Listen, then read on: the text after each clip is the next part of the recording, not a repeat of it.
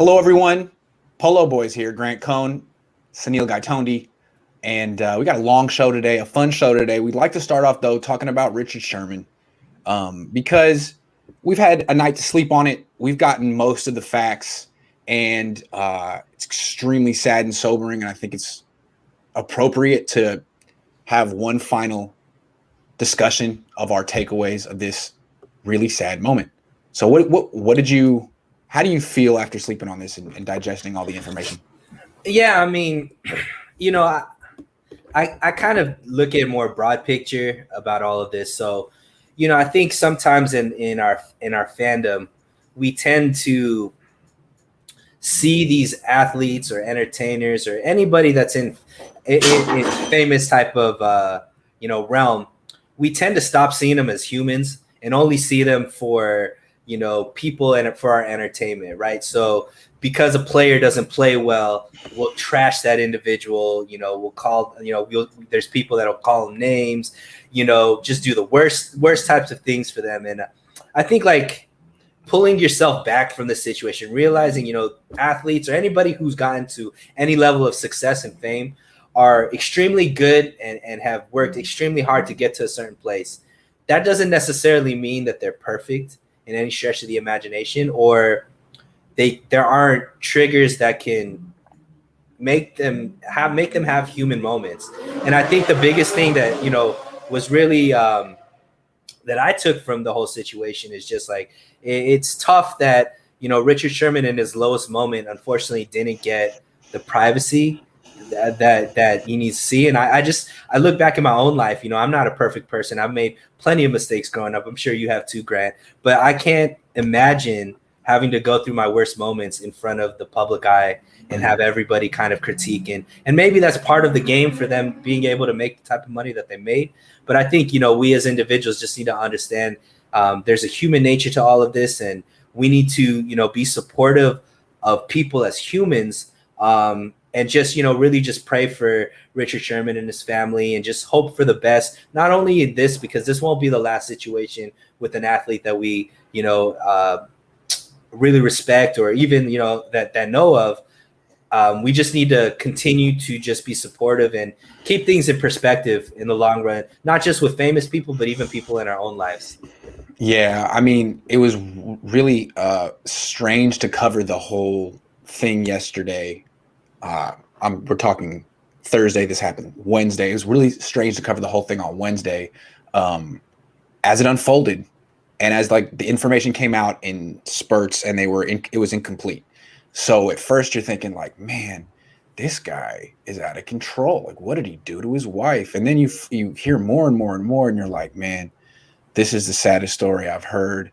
It's first of all, it's so awful for his wife. I mean, the 911 call was aired. I mean, that's incredibly private. You could hear that the 911 operator was incredibly unsympathetic and rude. Right. That was heartbreaking. Just to know that family's never really going to be the same. Also, I mean, the information that he's been on a protective order for months. So this is something that I guess the state knew about and something that he's been dealing with for much longer than we understood. It's not just one bad day he's been on a protective order, meaning he was not allowed to purchase firearms because they felt he was a risk to himself and others. And the thing that's also so sad about this is how far it got, that not only did he want to take his own life, but that in the process, he endangered so many other people, his family, the construction workers on the freeway, the police officers that he, wanted to get into it with. Seemed like he was looking for ways to end it. So sad. But also, I guess the main point here is that it went from something that we commented on, like, content that's consumed on Twitter, not just by journalists, but by everyone, the whole world. Right. And it's almost like a car accident that everyone watches and comments on. And as it unfolded, it just became something I don't want to talk about. It's like, man, this is so sad. And it's not sports. It's someone's personal life. It's not just Richard Sherman. It's his wife. It's his kids. It's his in-laws. I mean, it's everyone. And it's like really like, does playing cornerback for an NFL team mean that you're that exposed? That when something bad happens, that it's just content for everyone to have to dig into, me included. It was I was thinking about it all night. It was very strange what happened yesterday. Yeah, and I mean, it also just obviously, you being big J journalism, as I like to call you, you have to being tied in to the media that you are in. But I think sometimes in creating content, and I'm not saying this about you specifically, I'm just saying us as consumers of content, consumer of sport, so on and so forth. There's lessons that we could learn, and one of the lessons is, it wasn't but a few months ago, Grant, you and I, and maybe the roundtable, we were talking about should Richard Sherman be signed. We're talking about this being, we're talking about him in the element of him being a top corner for 49ers maybe having a depleted cornerback room. However, in just a snap of a fingers, now we're worried about him being somebody being a healthy. We're glad he's alive. Exactly. Now we're glad he's alive. Yeah.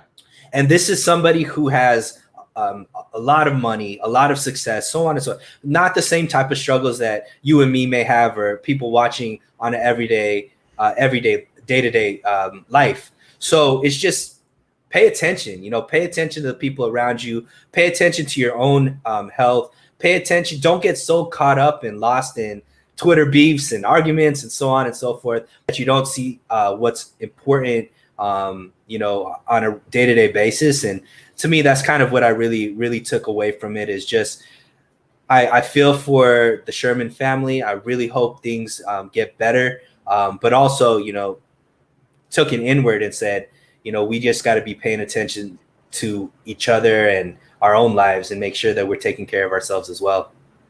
Yeah, I think the theme, what we're seeing here is that, athletes are really starting to this whole mental health issue with athletes is coming to the forefront, for better or worse. I mean, not for better, but in the case of Richard Sherman, the way it came to the forefront is so sad. But him, the tennis player, it's like we have to remember that. I mean, athletes have always been under a lot of pressure, but now it feels like sometimes the whole world can turn on you through social media and all these other things, and it's not just the most powerful journalists; it's everyone. You know what I mean? For and sure. I think that must be like the kind of thing that can drive you crazy in a day, no matter who you are or how much money you have or how successful you are. I mean, Richard Sherman is 2 months younger than me.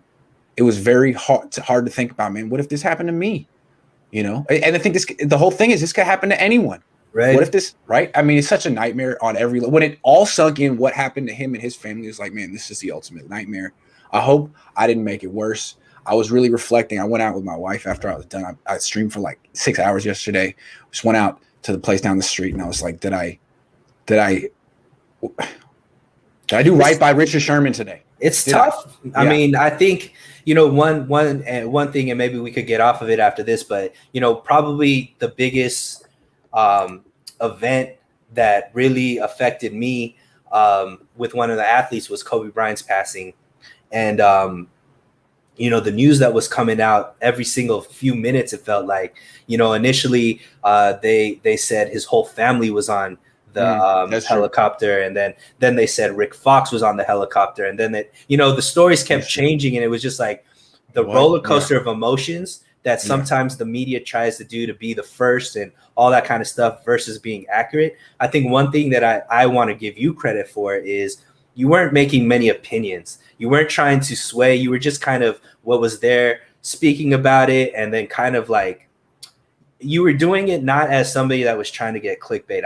At least that's my take. I was trying to inform people. It was what everyone wanted to know, and I was like, here's the facts as we know them, and it updated every couple of hours. What East Bay Chris is saying is like, we thought we knew Richard Sherman. It's important to remember we don't know any athlete, but Richard Sherman has been so in front of the camera for so long. We feel like we knew him. And we have to remember that you don't know anyone really. You know like 7 people in the world, and everyone else that you come in contact with, you have no idea what they're going through.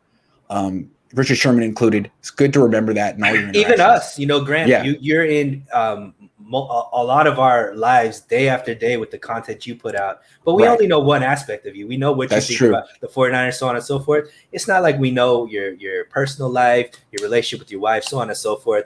So it's just like the same thing with these athletes. We only know one aspect of them, and we can't judge them for anything other than what we know about them as far as Richard Sherman as an athlete. Richard Sherman has done a lot of good to the community, and know what you know, and all of these stories that are coming in. At least for me, am not opinionated about it. I just really hope the best for him. I hope this brings awareness to mental health in young people, not all people, and just show like this can get really, really bad for not just you, but a lot of people. And call in the description of this video right now, there are hotline numbers. Call, talk to someone. Don't let it get to this, because there are very good professionals who will listen and help you. Yeah, yes, for sure.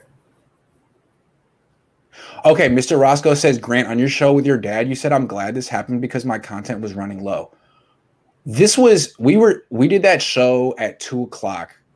I didn't realize that Richard Sherman had a mental health breakdown until 3:30 when I heard the 911 call.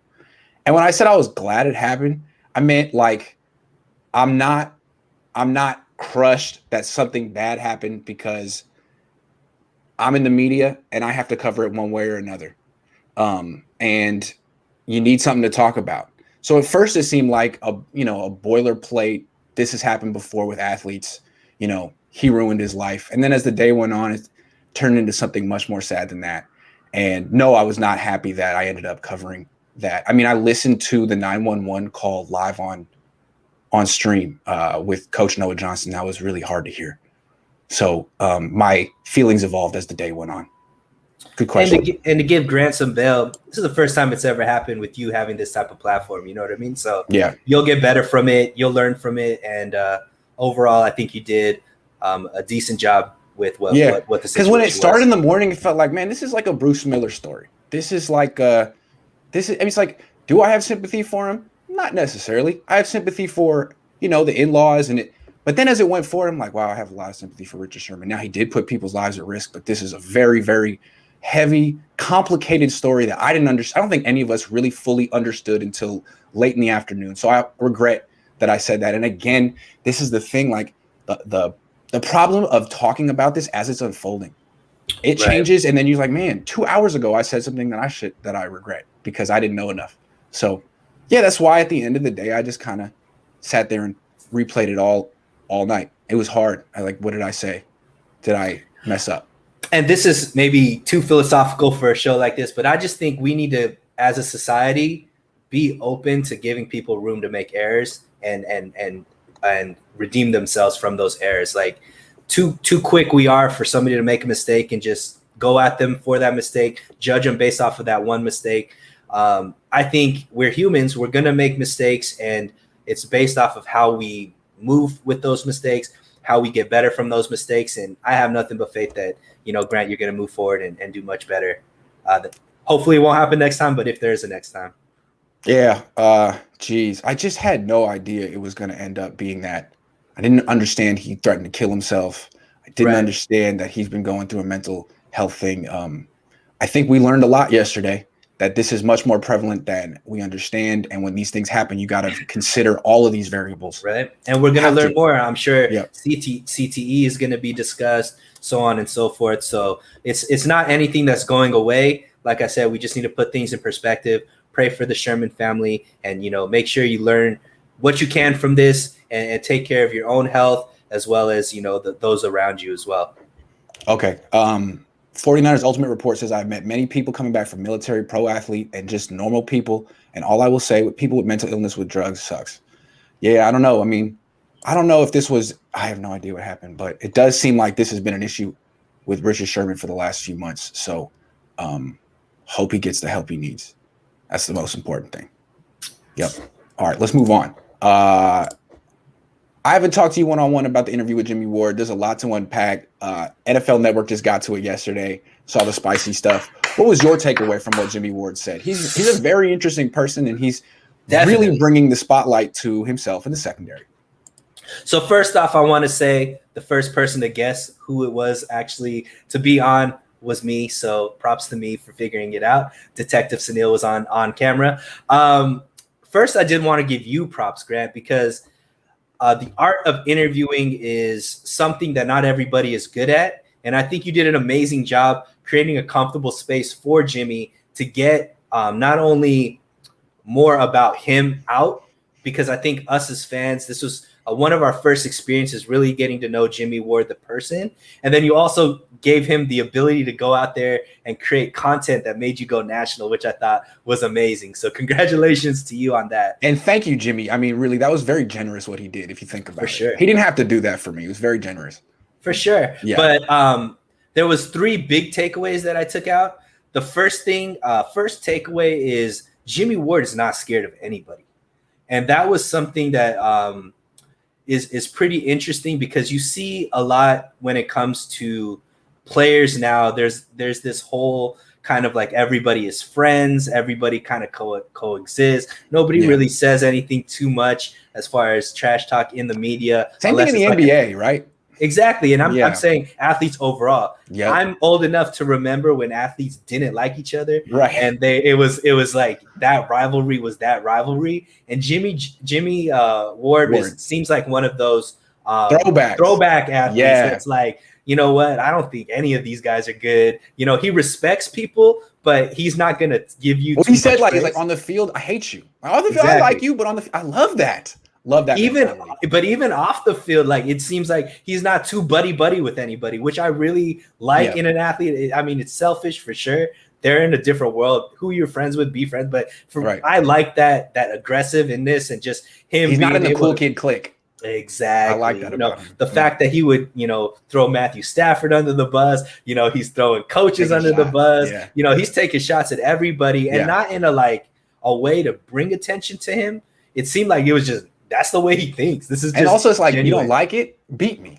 Yeah. You don't like it? I'll see you twice this year, man. Beat me. You can do something about it. I love that. Yeah. I love it. The second big takeaway. Real quick though, before we finish up with this first big takeaway, I had no idea Jimmy Ward was so confident and driven. Yeah. I mean, he really does carry himself like he's an all-pro.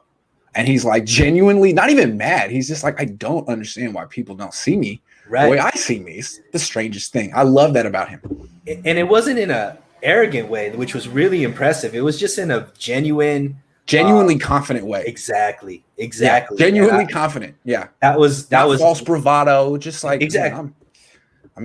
Tape says I'm good. The money says I'm good, but you guys don't, people don't, it's the funniest thing. Oh, well, I guess I'll just try it. Do it again. Yeah. The second big takeaway was how big of a student he is of the game. The amount of film that he talked about watching, his smart, man. Every bit as smart as Richard Sherman. For sure. Yes. And just, he's a sponge. He'll learn from anybody. He talked about what he learned from Richard Sherman. He talks about, what he learns from his own teammate, Jaquazi Cartart, how much film he watches, to the point where he's done watching his own film. He starts watching other people's film because he's like, just wants to learn so much. He texted Troy Polamalu, he texted Ed Reed. Like, he wants to get better. You can get back to him. Yeah.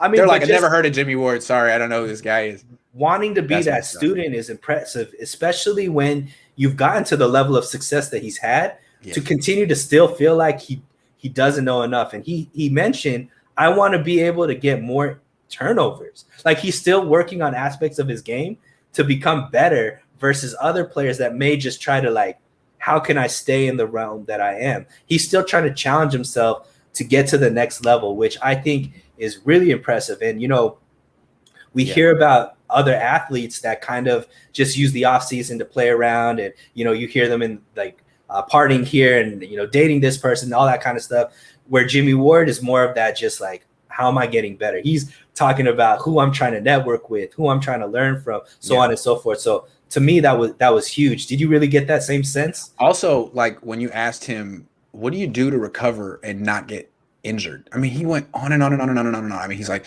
I take the vitamin D supplements, I do yoga, I do Pilates. It's like, man, the resources are there. And I think maybe some of the things, someone like Jeff Wilson Jr., when you're 24, 25, you still think you're invincible. You still think you can just do whatever. But when you get to 30 and you realize that you're one injury away from being out of the league, it just becomes more important. He's so smart. He's had injury issues. The reason he hasn't had injury issues the last 2 years, big time, is him. Right. And his attention to detail. So maybe you can't just blame. Also, he had a lot of nice things to say about the training staff. He seems like he takes advantage of it. Maybe it's not their fault, the training staff. And it took me back to when you were talking to Crocker and was it Will Blackman? Yep. Yeah, kind of talked about the same type of thing where it's like it's there. It's more on the athlete to understand and learn about that stuff versus just blaming the staff. And to be honest, we all could understand that as well. Our doctors tell us to do certain things, and it's up to us to actually do it or not do it as far as, taking care of our bodies and so on and so forth. And my last takeaway was just Jimmy Ward, the individual. He talked very highly about his father. He talked about the relationship he has with his family. He mentioned he was from a two-parent home. And that was interesting. I took that as well. He said that, and I think that if we get a chance to learn more and more about Jimmy off the field as a human, I think we're going to learn a lot about a guy who has a lot of wisdom. A lot of things that could benefit society. And, I hope we get that opportunity. I hope he gets a chance to really speak, because he just catches me as a very well-grounded individual. Somebody that I feel like I could learn a lot about and intrigued to hear about. Hopefully he starts a podcast the kind of guy who deserves a platform. And those were, I thought it was an amazing interview. I thought he obviously was amazing in it. You did an amazing job. And overall, I hope we get to see more content. I hope you guys pair up and do more interviews. Overall it was great. Thanks. Thank you. The coach says, Grant, I lashed out at you over this, meaning the Richard Sherman thing. I left a comment, but I want to take a moment to do it now. I was wrong. You do a great job. Respect. Fair enough. I'll take I haven't seen the comment you left me yesterday, but I probably deserved it. And yesterday was a very upsetting, emotional day. That's why I wanted to talk about it today, because I feel like we all slept on it. And I think what we said today would probably be, a good way to end it, at least. I don't want to talk about it anymore, but it was so upsetting. My wife was upset. My wife is a marriage and family therapist. She works with people who have these issues on a day-to-day basis. And it was very triggering for her. I think it was very triggering for most people. So I understand I probably triggered people with some of the things I said earlier in the day. I apologize. I appreciate you coming back, man. Thank you. All right, let's keep it going.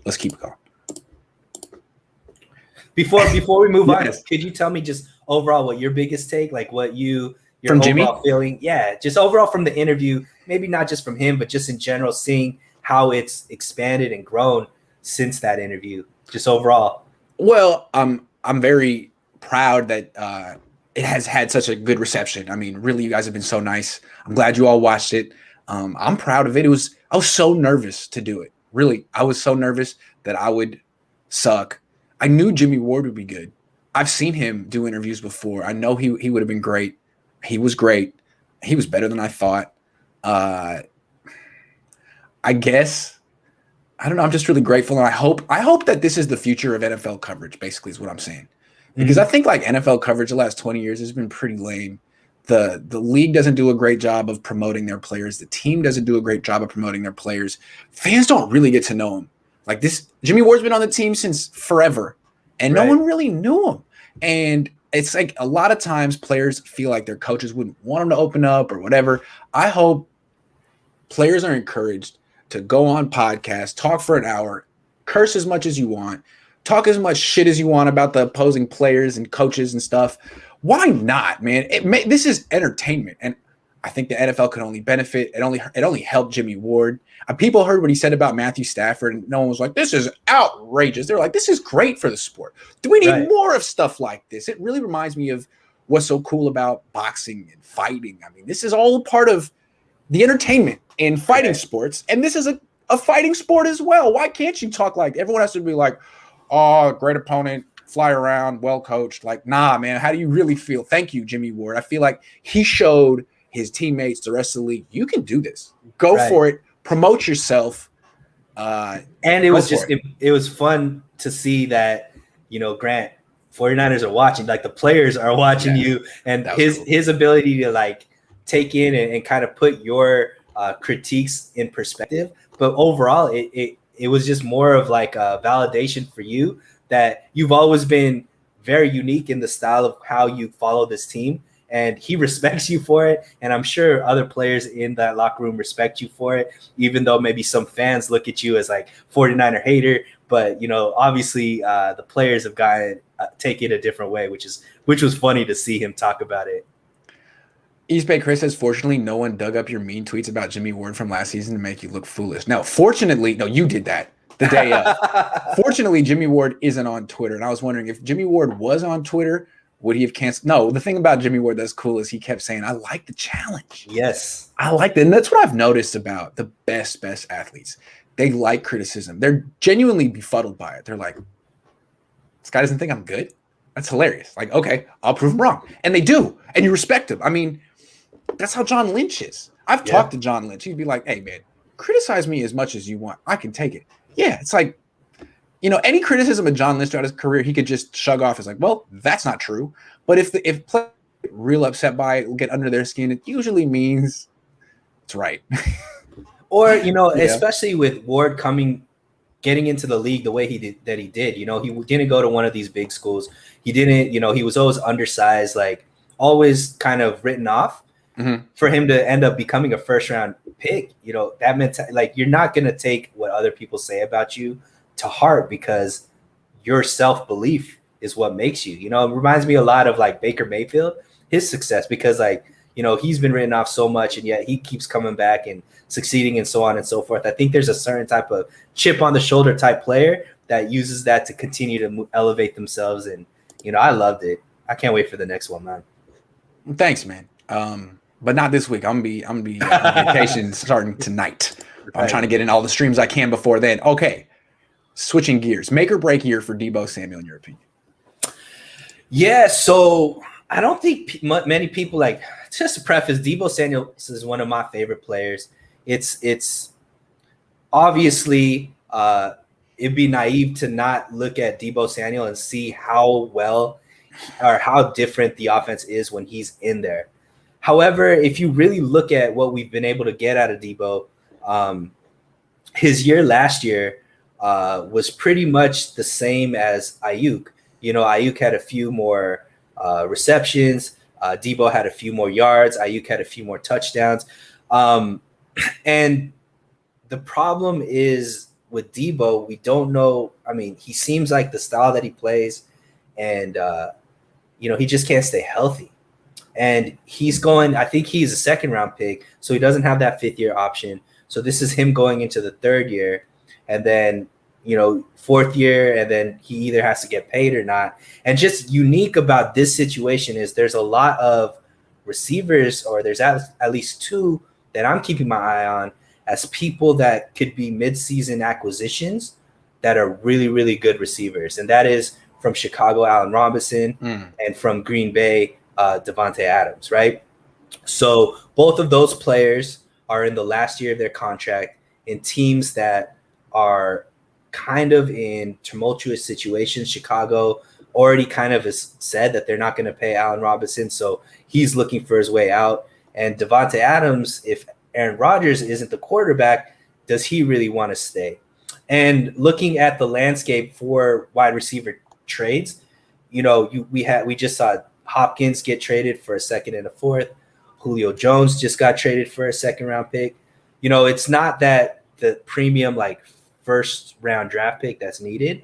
And especially with these teams that are like in desperation, that these guys could walk without them getting any kind of assets for it, that price tag might even be lower. So if we're looking at Deebo mid-season and he's injured again, do the 49ers take a flyer, seeing what they have in Ayuk as far as like a pure wide receiver, and take a shot now that you have a guy like Trey Lance on a wide receiver like Davante Adams, like Allen Robinson, bring them into the fold, see how they do for the last half of the season, and then maybe pay them as far as like a long-term contract.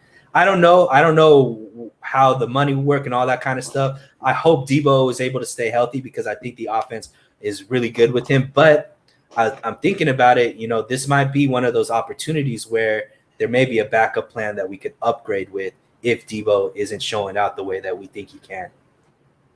Yeah, I do think it's a make or break year for Deebo Samuel, in the sense that if he gets hurt again like last year and has a repeat of 2020, I don't think he'll get a second contract from the Niners that pleases him. I think he'll go from a guy who could potentially make 15, 16, 17 million a year to a guy who'll sign like a 1 year, $4 million deal in a couple of years. Now he'll be on the team in 2022, most likely, because you don't cut guys on their rookie deals. You could trade him, but I think they'll probably keep him. But yeah, I think it's make or break year for him. He's had injury issues for a long time. Now I want to be positive. I think he'll make it. I think what the issue with Deebo Samuel is, he'll break a bone, and then he won't be able to do cardio and conditioning, and then he'll come back and pull a muscle, and it'll be this vicious cycle all year. He did it last year. I think he's done it before. As long as he can not have that initial injury this year where he misses a month or two, he should be in terrific shape. That's what happened in 2019. He never got hurt. He made it through the entire year and was in good shape the whole time, good enough shape. Didn't pull any muscles and didn't break any bones. It doesn't seem like, even though he's physical on the field, it seems like it's more painful to the other person than him. Like he just needs to not break his foot when he's running. And again, it's one of the things Jimmy Ward said. He had a little jingle. He said like the darker the flesh, something. But the whole point is he takes vitamin D supplements. He's had broken bone issues in the past, and he learned that like you, especially here in Northern California where you get less sunlight than you would in LA or Alabama or wherever, it's important for dark-skinned players like Jimmy Ward, Deebo Samuel, take vitamin D supplements. Otherwise, you break bones. So maybe Deebo Samuel's on that train too. Maybe he's learned from Jimmy Ward. Maybe if he is, bones should be fine. And he should not have soft tissue injuries. He looked terrific in OTAs. He looked slimmer. He looked fast and explosive. He should have a big time year as both a part of the running game, passing game. I have a question for you, Grant. When it comes to Deebo, do you feel like he could be a pure receiver with a guy like Trey Lance, who we expect to be able to give him more opportunities down the field and throw, a better ball than maybe Jimmy G might have been able to give them, definitely better than the backup quarterbacks that he's been getting the ball from recently. But do you feel like he could be that guy, or is he always going to be kind of one of those gadget receivers? Glorified running back? No, I think he can. He doesn't have the long arms, so he isn't necessarily the guy you want to go to like on a square in, on a 12-yard square in over the middle on 3rd and 7. I'd rather go to Ayuk with that, because Ayuk has the long arms, more radius, room for error. Radius. More room for error with the quarterback. Otherwise, Deebo Samuel can do it. He's a really good route runner. He's fast. He's explosive. He can win deep. He can do everything. It's been more Jimmy Garoppolo, I think, not throwing the ball down the field. I think we'll see a more complete player with Deebo Samuel with Trey Lance on the field. I think that would be great. Obviously, to keep the assets would be amazing. I really hope Deebo could bounce back. I really hope the 49ers could put it together this season, instead of us just constantly going off of potential, Certainly. V Breezy says, thank you, Grant and Suneil. Thank you, V Breezy. Thank you. Okay, well, now we have a game. We're going to play Would You Rather, Niners edition. Yes. G-rated edition. Okay. Just have 3 things I'll say, and you'll say what you would rather happen. And I'll go too. Starting with Jimmy Garoppolo or Trey Lance. Who would you rather start? Yeah, for me, it's Trey Lance. And the reason for that is not because I don't think the team could be effective with Jimmy Garoppolo. He's obviously shown that whenever he's healthy, the team wins. But I just think it's a different offense when Trey Lance gets in there. There's a higher ceiling for what the 49ers can do. And he's already anointed the future just because of the type of assets that was given to get him. So better just do it now. Start it. Let's take the bumps that is going to come with, a rookie quarterback starting in the league, but give him that opportunity to grow. We're going to see flashes. We're going to see, mistakes. But overall, I think that the skill set at this time is going to be even as far as production, with Trey Lance having that mobility upgrade that could really open up the offense and do some things that Jimmy just physically isn't capable of doing due to his lack of athleticism that Trey Lance does have. So I'm going with Trey Lance. Me too. And I think it's going to end up being as simple as he should start because he's better than Jimmy Garoppolo. People want to talk at length about why Jimmy Garoppolo should start, and it has to do with the fact that he's more experienced. But does he play like an experienced quarterback? I mean, is he this game manager who protects the football and has like a very mature, cautious approach? No. I mean, first of all, he doesn't have that much experience. He has got like 35 starts or whatever. And they're like, there's a reason I call him good Jimmy and bad Jimmy. There's 4 or 5 plays a game where you're like, what was that, man? What kind of decision was that? What kind of throw was that? So, I mean, if that's what you're working with in your veteran option, I don't see. He's still a young quarterback, even though he's 30. You know, he's essentially going on his 3rd year of starts. I don't see that he gives you that much more of like a mature option. He's just a statue who makes slow decisions and gets hurt. I'd rather have the guy who can move and throw the ball down the field. Is he going to make mistakes? Yeah, of course. So does Jimmy. Jimmy. And Jimmy's not the future.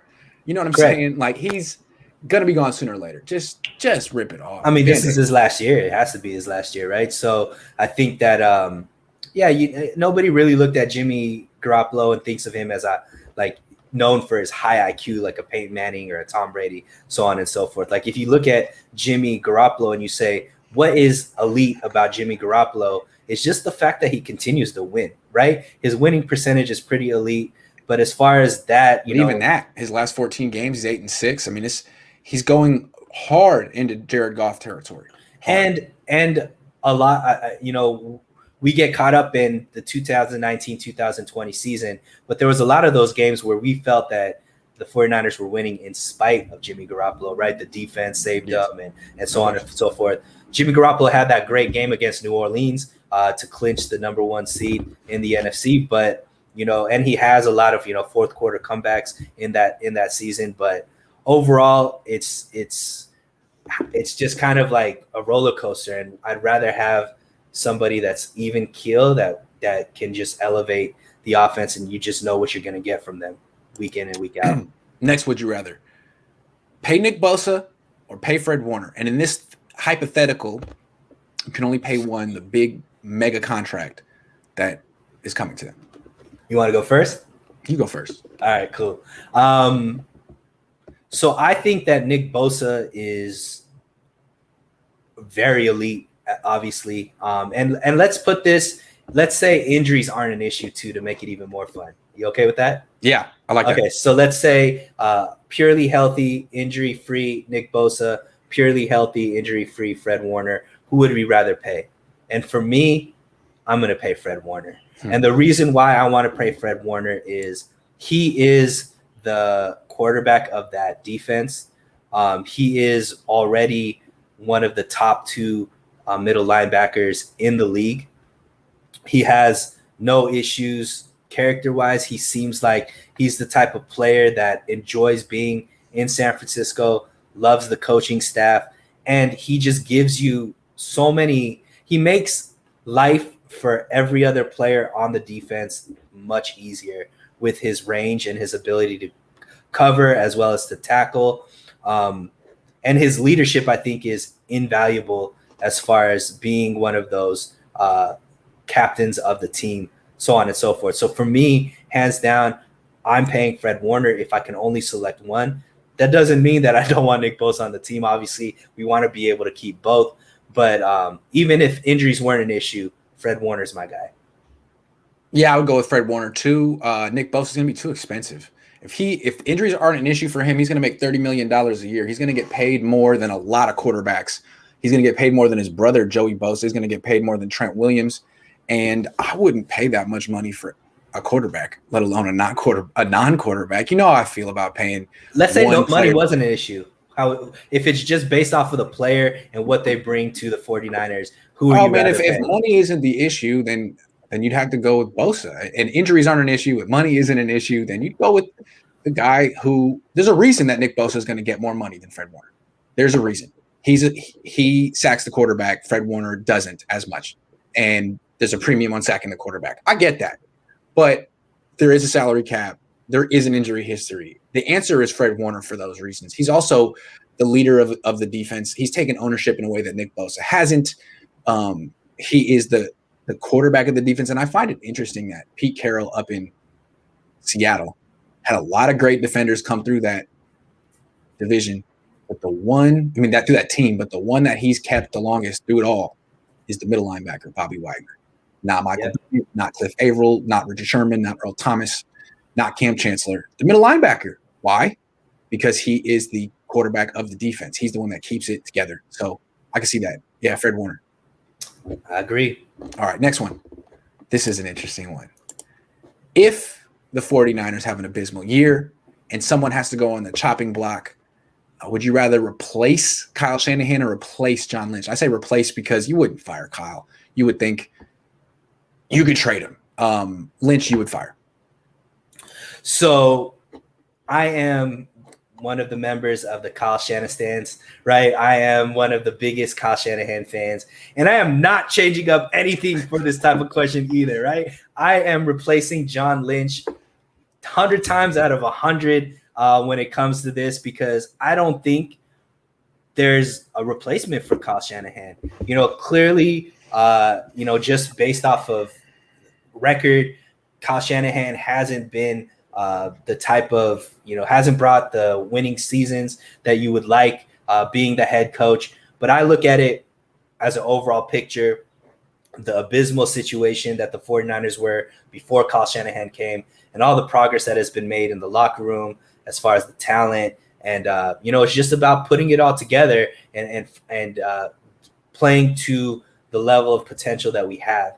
And I think that Shanahan is just a genius. There's not that many geniuses as far as offensive-minded individuals like Kyle Shanahan in the league. I also think he's a better leader than I think you think of Kyle Shanahan. I think he does a really great job developing coaching staff, and the players love him. It's really hard to find in a coach, and I think that it's somebody that needs to be stuck with, and hopefully this season we get to perform the way that we need to perform so that it cements what we already know is he's capable of.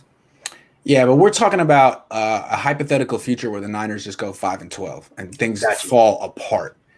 Same answer. Okay, I'm going to explain why I'm going to say Kyle Shanahan. Okay. Because to me, John Lynch is irrelevant. And what does he do with the 49ers? He gives them integrity. He's a man of his word. He's a Hall of Famer. If he says it, you can feel like he's basically not lying to you too much because he's John Lynch. And I think more than just the fans, I think players, he's the liaison between the players and ownership. And if he says something to the players, they feel like they can take it to the bank. And they haven't had anyone in that organization like that for a long time. Other than that, is he picking the players, or is it Adam Peters and Kyle Shanahan and Mike Shanahan? I don't really know what John Lynch does in this team other than give it a face with integrity, which is important. But if they're losing, it's not because of John Lynch. And if they're winning, it's not because of John Lynch. You know what I'm saying? It's a Kyle Shanahan production. And so if you feel like there's something that needs structural change, Kyle Shanahan's a structure. That's the way I look at it. It might be tough to replace him, or you might find that people like Brian Daboll, Eric Bieniemy, the hottest upcoming offensive coaches want to work with Trey Lance and George Kittle and Deebo Samuel and Brandon Ayuk. You don't know.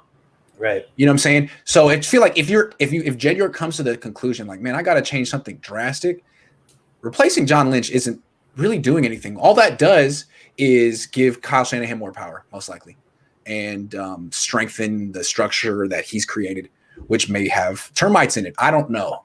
I just feel like getting rid of John Lynch doesn't really do much. Getting rid of Kyle Shanahan may be too drastic, but you might be able to get someone good to replace him, and you might get some first-round picks for that guy. I don't know. If he wins 5 games this year, he may not be worth 2 firsts, but he may be worth something.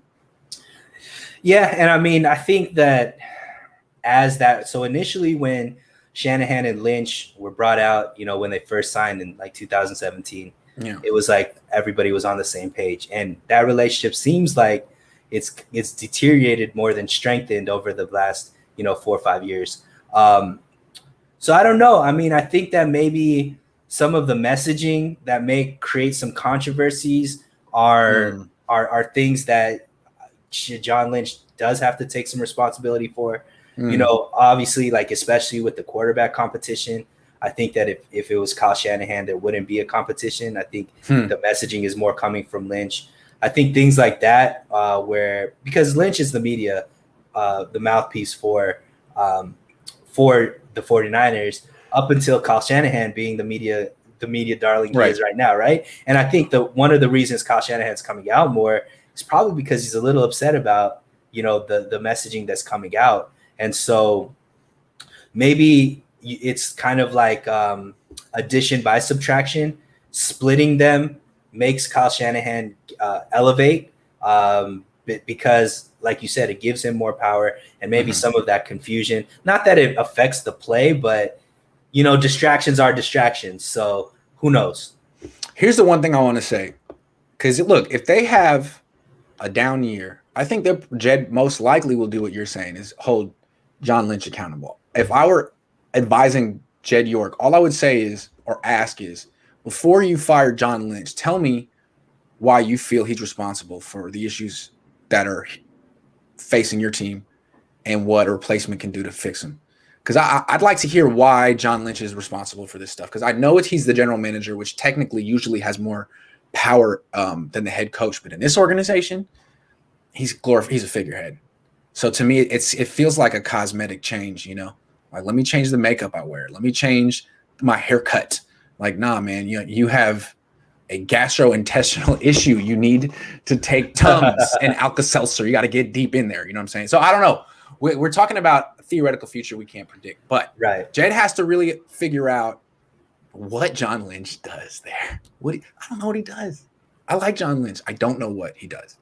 Right. And I don't see – so if Kyle Shanahan gets replaced, I think Lynch gets replaced as well. I could only see it the other way if Kyle Shanahan together, they get fired together, yeah. Well, not necessarily what I'm saying. I'm saying that if Kyle Shanahan goes, I think Lynch goes as well. But I could see a situation where Kyle Shanahan stays and Lynch goes. I can't see a situation where John Lynch stays and Kyle Shanahan goes. The only thing I could think is if, like, John Lynch does really represent the organization with integrity and class, and they want to win with class. And he does a very good job. You never see, like, John Lynch really made the Niners look bad today. He never does. Kyle is flirting with it. You know what I'm saying? Like, the throw being maybe a little tipsy, and then like have double fists and Jack and Cokes at the MLB All-Star game. It's just like kind of stuff where I don't care. But you wonder what Jed York thinks. It's like, yeah. Now you're on the podcast with Sean McVay. Now you're at the MLB All-Star game getting a little loose. Now it's like, like NASCAR. I just don't have – I'll have to – exactly. Like I'm never going to worry about John Lynch doing something like that. I'm just trying to get inside the mind of Jed York. You know what I'm saying? And it seems like Kyle is like a kid, like pushing the envelope. Like, is my dad going to get mad if I do this? But look, Jed York's Twitter rant during the draft is so more weird Kyle Shanahan behavior than John Lynch behavior. That's maybe Jed York, I think Jed York and Kyle Shanahan enjoy each other a lot more than Jed York and Lynch enjoy each other. And I think that if you're worried about – That's true. I agree. If you're worried about as an owner, you wouldn't do what you did on draft night and then be worried about what Kyle Shanahan's doing this offseason. To me, what York did is much more of a what are you doing right now than anything that Shanahan has done. And I think there is a conversation that happened this offseason that made York and Shanahan be a lot more loose this offseason than any other offseason we've ever seen. I wish, and somehow, Grant, you have to figure out what happened in that conversation because something happened and things are different now. And I'm all for it. I just feel like it's kind of like the like the parent sits down the kid and they're like, look, man, you can't keep getting C- on your math test. You just can't. I'm putting my foot down. You've gotten 3 C- on your last 4 tests. You got to get an A on the next test. And the kid is almost like sulking. It's like, I'm not talking to you. You don't understand. It wasn't my fault. There's all these reasons. You don't get me. You never understand. You always blame me for everything. And it's like, he's almost kind of sulking and not talking to his parents. And the parents are like, oh, was I too hard on him? Should I not have said that? I think it's almost that kind of situation because Jed likes Kyle, wants it to work with Kyle. But at the same time, Jed has to say, you got to win this year. He has to say that, right? And he has to. I haven't seen anything that points in that direction, though. So, like, what I'm saying is, like, to use your same analogy, maybe there's a mother and a father that are sitting down, and maybe Lynch is the mother, like, in this situation, and they both sat down and they're like, this is what needs to be done. and in the corner, York being the dad is winking. Lynch is getting talked to also.